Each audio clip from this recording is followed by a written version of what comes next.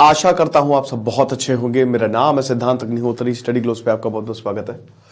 Coaching centres के लिए ये रेगुलेशंस लगाए गए, स्पेशली जो ऑफलाइन कोचिंग सेंटर्स हैं, तो बहुत ध्यान से सुने। और बताना चाहता हूं कि जिस तरीके से कोचिंग्स के लिए भाई स्कूलों के लिए निकालो, सबसे जरूरी है स्कूल्स को रेगुलेट करो, तगड़े टैक्सेस लगाओ। प्राइवेट स्कूल्स का रेगुलेशन बहुत ज्यादा जरूरी है। तो बात करते हैं इसकी।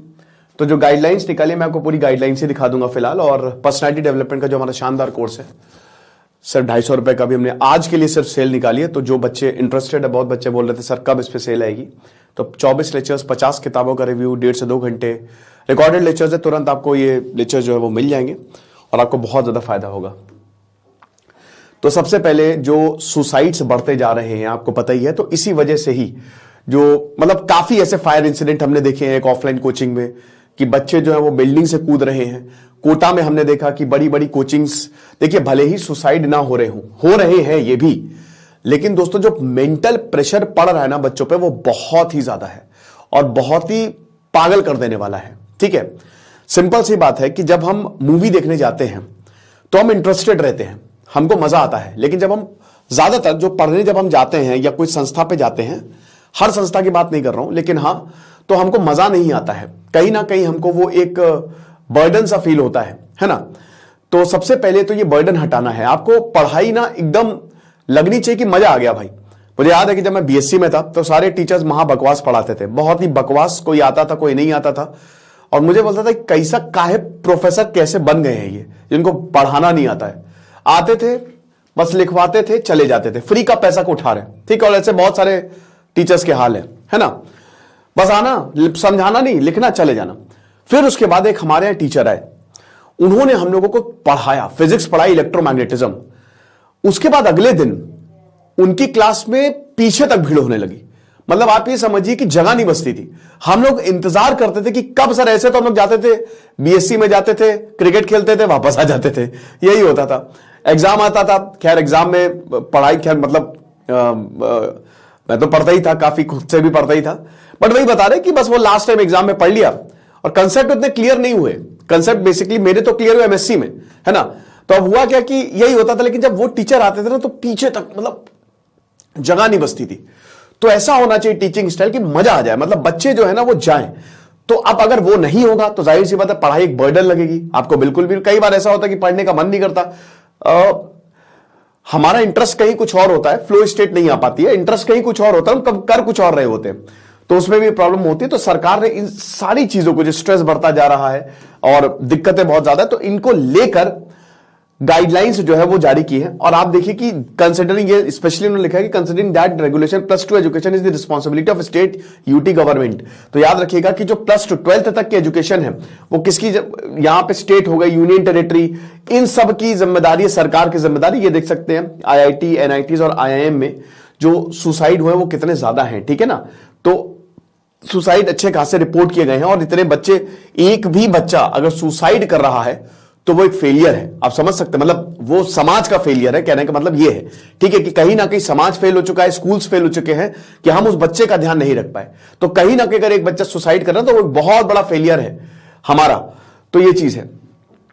तो 2015, 16, 17, 18, 19, 20, 21, 22, 23, तो ये आप देख सकते हैं कि जो नंबर ऑफ कोचिंग स्टूडेंट्स हैं जो सुसाइड कर रहे हैं वो लगातार बढ़ते ही गए हैं। कोटा में भी आप देख सकते हैं। तो अब हम सीधा गाइडलाइंस पे ही आते हैं। ओके, तो गाइडलाइंस की बात करें तो सबसे पहला ऑब्जेक्टिव यही है कि कोचिंग सेक्टर को रेगुलेट करें, क्योंकि कई बार कोचिंग सेक्टर जो है ना बहुत बेवकूफ बनाते हैं। अभी आपने देखा कि सरकार ने काफी अच्छा खासा जुर्माना लगाया। भाई जो है वो बताओ, सिंपल सी बात है। तो इसमें रेगुलेशन का नीड क्या है? सबसे पहले तो फ्रेमवर्क दे कोचिंग सेक्टर्स के लिए। मिनिमम स्टैंडर्ड कितना होना चाहिए कि अगर आप कोचिंग सेंटर चला रहे, कोचिंग बहुत बड़ा, सबसे बड़ा बिजनेस है। एडटेक कंपनी आप देखोगे ना तो वही यूनिकॉर्न बनी है और वही बनती जा रही है। जो भी कंपनीज एजुकेशन सेक्टर में ना, वो यूनिकॉर्न बहुत तेजी से बन रही है, क्योंकि एजुकेशन एक ऐसी चीज है जो कभी हमेशा उसकी नीड रहेगी और आप जितना उसको अच्छा कर दोगे उतना बढ़िया है। लेकिन बहुत लोग अब ऑनलाइन सेक्टर में भी बहुत बहुत बेवकूफी हो गई है, बहुत ज्यादा। मुझे याद है कि जब मैंने अपने कोर्सेज एक बड़े यूनिकॉर्न के मालिक हैं उनसे जब डिस्कस किया था, तो वो बोले कि इसको तो 1 लाख का रखो। तो फिर मैंने कहा नहीं, हम इसको 10,000 का ही रखेंगे। अभी भी जितने मेरे कोर्सेज है 350, 300 जो नॉन एकेडमिक कोर्सेज है, 500, 600 ऐसे ही आते हैं। ठीक है, ताकि हर कोई अफोर्ड कर सके। तो यहां पे सबसे पहले तो वही कि जो कोचिंग सेंटर्स में बच्चे पढ़ते हैं उनके सेफगार्ड को इंटरेस्ट, मतलब यहां पे जो उनका इंटरेस्ट उनको सेफगार्ड करना, और एक proper career guidance, psychological support नहीं होता कोचिंग्स में, ये सही नहीं है, ये भी होना चाहिए। तो ये सब देना, ये बेसिकली यहां पे सरकार की मंशा है। तो कंडीशंस क्या है अगर कोई रजिस्ट्रेशन, तो कोचिंग सेंटर ये नहीं करेंगे। क्या नहीं करेंगे? सबसे पहले तो अगर कोई टीचर ग्रेजुएशन से कम है तो उसको एनरोल नहीं करेंगे, यानी कि उसका कम से कम ग्रेजुएट होना जरूरी है। बहुत सारे आपने देखा होगा मिसलीडिंग प्रोमिसेस होते हैं, है ना, इतने परसेंटेज, इतने बच्चों ने निकाल लिया। तो ये जो हो रहा है ना, मिसलीडिंग प्रोमिसेस जो है वो नहीं होंगे। उसके बाद 16 साल से कम का बच्चा आप जो है वो नहीं एनरोल करेंगे सेकेंडरी स्कूल एग्जामिनेशन के। बहुत इंपॉर्टेंट है कि enrol student below 16 years of age और the student enrolment should be only after secondary school organisation, यानी कि 12th के बाद ही आप बच्चे को एनरोल करेंगे, समझ रहे हो, उससे पहले नहीं। तो आप उसके बाद फिर publish cause to be publish to take part in the publication on any misleading advertisement, कि भाई मिसलीड नहीं करना है कि कोई ऐसा आप क्लेम कर रहे हैं जो सही ना पाया जाए, तो उसमें भी आपके ऊपर पेनाल्टी जो है वो लगाई जाएगी। उसके बाद स्पेस बहुत ज्यादा जरूरी है। आज की एजुकेशन को मैं बहुत अच्छा नहीं मानता, पुरानी एजुकेशन में हमको जाना होगा, क्योंकि वो ओपन स्पेस में पढ़ाई होती थी, पेड़ के नीचे हो गई, नदी के पास में, तो वहां मजा भी आता है ना, पढ़ने में बहुत मजा आता है। तो यहां पे मिनिमम स्पेस जो है वो आपको देना पड़ेगा, ठीक है। उसके बाद फिर कोई भी अगर किसी की भी आप सर्विसेज मतलब आप अगर रख रहे हो तो देखना पड़ेगा कि वो कॉन्विक्टेड ना हो, यानी कि कोई भी टीचर ऐसा ना हो कि कोई ऑफेंस करके आया हो, कोई क्राइम करके आया हो, ठीक है। साथ ही साथ काउंसलिंग सिस्टम मतलब प्रॉपर होना चाहिए आपका। तो ये सारी चीजें। उसके बाद फिर जो कोचिंग सेंटर्स है वो एक एक इंफॉर्मेशन देंगे, जो भी आप करिकुलम दे रहे हैं, ठीक है, जो भी टीचर्स की क्वालिफिकेशन है, जो टीचर्स आपके पढ़ा रहे हैं, तो आपकी वेबसाइट पे ड्यूरेशन सब कुछ, एवरीथिंग अबाउट कोई भी आप कोर्स ऑफर कर रहे हैं तो उसमें जो टीचर पढ़ा रहा है, जो कोर्स के बारे में लिखा गया है, जो सब कुछ उसको आपको बताना पड़ेगा, ठीक है ना। फी रिफंड पॉलिसी भी होनी चाहिए, ठीक है, प्रॉपर फी रिफंड पॉलिसी, विदाउट रिफंड, जो मतलब अगर इसकी ये पॉलिसी बहुत इंपॉर्टेंट है, क्योंकि बहुत बच्चे फंस जाते हैं इसमें, है ना। या तो आप लिख दो कि नॉन रिफंडेबल है, या फिर ऐसे अंधेरे में मत रखो। फिर उसके बाद जो कई बार होता है ना, कोर्स के अंदर पैसे चार्ज करने लगते हैं कि इसमें आपको ज्यादा पैसे देने पड़ेंगे, इसमें आपको कम पैसे देने पड़ेंगे, ठीक है ना। तो ये चीज है। अब हमारे यहां क्या होता है, जैसे कई बार बच्चे हमारे पास आते हैं तो हम, अब हालांकि गलती बच्चों की है, उनका कोर्स एक्सपायर हो जाता है और वो देखते ही नहीं है, और फिर बाद में बोलते सर हमने देखा नहीं, तो तब भी फिर हम बढ़ा देते कि चलो कोई बात नहीं, देखा नहीं, 1-2 महीने से और बढ़ा दे रहे तुम्हारा, कोई बात नहीं। हमारा तो इस तरीके से काम होता है। बट ये कई कोचिंग में होता है कि कोर्स के अंदर आ गए और उसके बाद जो है वो कहते हैं कि नहीं और पैसा देना पड़ेगा, इस चीज के लिए और देना पड़ेगा। तो ये सारी चीजें। और उसके बाद फिर कितने आपके बच्चे कितने स्टूडेंट्स हैं वो सक्सीड हुए हैं एग्जाम में, जो भी आप जिसकी भी आप कोचिंग दे रहे हो। तो और बाकी जो भी लॉज रेगुलेशंस हैं उस पर आपको एडहियर करना पड़ेगा रजिस्ट्रेशन को लेके। फीस की अगर बात करते हैं तो बहुत इंपॉर्टेंट है। तो इसमें जो फीस है वो फेयर होगी, रीजनेबल होगी, ठीक है, उल्टा सीधा आपको चार्ज नहीं करना है, प्रॉब्लम हो जाएगी। प्रोस्पेक्टस निकालना पड़ेगा, ठीक है, कोचिंग सेंटर्स को, और सेपरेट फी जैसा कि हमने बताया कोई नहीं होगी। उसी प्रोस्पेक्टस में कोर्स की 1 लाख है तो ऐसा नहीं कि फिर टेस्ट सीरीज दे रहे तो उसकी अलग पड़ेगी, इंटरव्यू दे रहे उसकी अलग पड़ेगी, ऐसा नहीं होगा। ऐसा है तो आपको लिखना पड़ेगा, लिखिए आप सारी चीजों में। कोर्स में एनरोल होने के बाद आप पैसा एक्स्ट्रा स्टूडेंट से चार्ज नहीं कर सकते, ठीक है ना। तो हॉस्टल हो गया, क्लासेस हो गया, लेक्चर्स हो गया, एग्जिट पॉलिसी हो गया, फी रिफंड पॉलिसी होगा, ये सब आपको देना पड़ेगा। अगर आपने जो स्टूडेंट ने पूरे कोर्स का वही फुल पैसा दिया है तो ऐसा नहीं है कि आप जो उससे एक्स्ट्रा पैसा चार्ज करे। और अगर वो बाहर आना चाहता है मिडिल ऑफ द कोर्स में, बहुत ही इंपॉर्टेंट है, तो स्टूडेंट जो है, जो भी उसने फीस डिपॉजिट की है, क्या हमारा ऑफ हो जाता है बीच बीच पे, चलो कोई बात नहीं।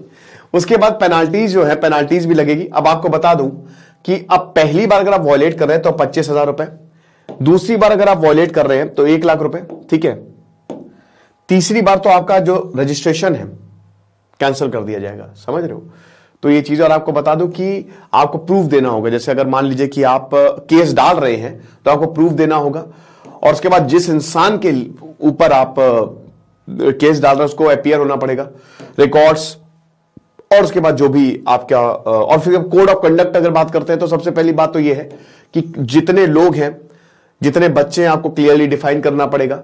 साथ ही साथ जो रिक्वायरमेंट है, ठीक है, हेल्दी टीचर स्टूडेंट रेशियो कितना होना चाहिए वो भी आपको देना पड़ेगा। काउंसलर्स के बारे में आपको बताना चलेगा। 16 साल के नीचे जो है वो बच्चे अपना ही इनरोल करें, उसमें नहीं होगा। उसके बाद फिर जो डिफिकल्टी है, एग्जाम कैसा होगा, सिलेबस कैसा होगा, वो सब आपको बताना पड़ेगा। मतलब एक तरीके से आपको पूरा चिट्ठा बताना पड़ेगा कोचिंग सेंटर्स को, एवरीथिंग, ठीक है। और उसके बाद एजुकेशनल एनवायरनमेंट कैसा, कल्चरल लिविंग रियलिटीज कैसी है, प्रिपरेशन कैसा, डिफरेंस क्या होता है स्कूल एग्जाम, मतलब एवरीथिंग, ठीक है ना। तो ये चीज, apart from the option for admission in engineering medical institution, information about the other career option में be provided to student. Engineering और मेडिकल एजुकेशन को छोड़ के बाकी जितने भी करियर ऑप्शन हैं आपको बताना पड़ेगा कि वो क्या क्या कर सकते हैं फ्यूचर में। सिर्फ इंजीनियरिंग और मेडिकल ही नहीं है, बहुत कुछ है बेटा दुनिया में, तो वो सारी चीजें तुम जो है वो कर सकते हो। उसके बाद स्टूडेंट्स और पेरेंट्स को भी बताना पड़ेगा सारी चीजें कि भैया देखिए आपने एडमिशन लिया है, बट हम ऐसा नहीं है कि इनको करा ही देंगे, 100% कुछ नहीं होगा, और कहां कहां वो हो सकता है, कहां कहां उसका फ्यूचर है। तो ये सब कुछ जो है वो कोचिंग सेंटर्स को करवाना पड़ेगा। पीरियोडिक वर्कशॉप करवाइए, सेंसिटाइजेशन सेशंस करवाइए, ताकि बच्चे जो है, बच्चे का दिमाग जो होता है ना अभी पूरा डेवलप थोड़ी ना है, वो तो बेचारे जो भी देखेंगे उसी में ही ढल जाएंगे। तो ये जिम्मेदारी है संस्थाओं की, कोचिंग का, पढ़ाई का। अगर इसमें पैसा आ गया तो वो करप्शन भयानक तरीके से होता है, तो इसीलिए ये हमको ध्यान में रखना पड़ेगा। तो ये सारी चीजें कोचिंग्स के बारे में, कोचिंग सेंटर्स के बारे में पूरी गाइडलाइंस जो है वो सरकार ने निकाली, और ये सही भी है। It is very very important कि गाइडलाइंस जो है वो निकाली जानी चाहिए थी। बाकी आप हमारे पर्सनालिटी डेवलपमेंट को उसको जरूर अवेल करें, आपको बहुत ज्यादा फायदा होगा। Thank you so much.